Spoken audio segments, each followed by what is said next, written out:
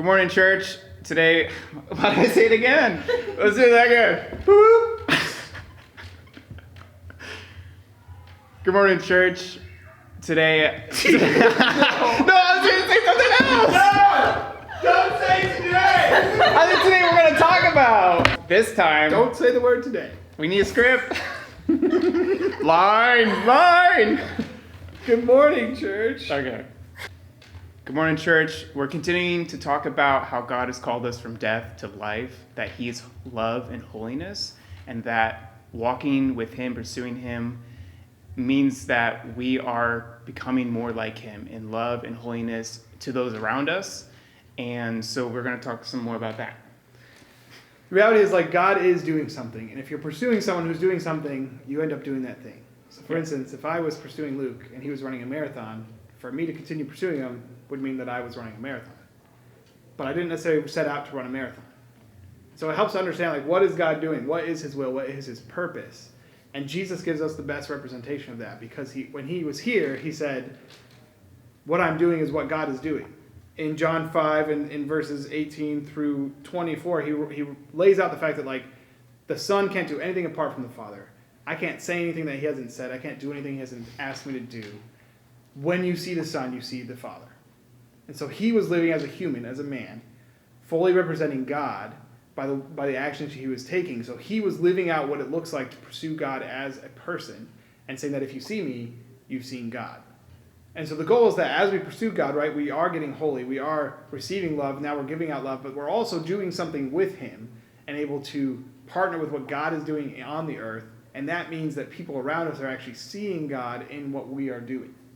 Right. When people saw Jesus, they saw God. When people see you, they should see Jesus. And so we're looking at Jesus and what He was doing. We're looking at God and His work in salvation, and we're in relationship seeking the Father and Jesus and Holy Spirit to show us kind of what our part is in the story, but it's not even what we are doing. It's what are you doing through me in a sense, but it's more so it's not about what am I doing with my life and God's in it. And it's not so much about God, what's God using me for? It's still just His work from the beginning that He's continuing, and we die to ourselves and we live in Him. So we let go of the things that we were doing when we were in death, pursuing things for ourselves that were all lies and weren't satisfying, weren't true, all false ways of false senses of security, false senses of provision, of comfort, and all that things like that. And instead we take on His work, which is where we find life, love, holiness, and we do the things that are pleasing to Him, because ultimately those are what bring life to us. Amen. Yeah, so there's this funny movie. It's pretty old now, I guess. I'm getting old, so movies I know are old, but it's called The Truman Show. And so the concept of the movie was that someone had a show about their lives, but they didn't know it. That they were being spied on essentially by the entire world.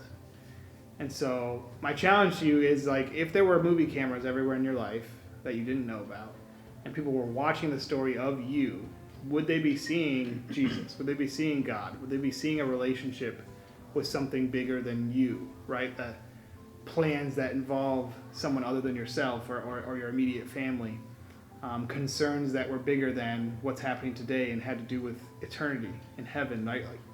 God is doing something, He's moving somewhere, He's always loving people. He wants no one to perish.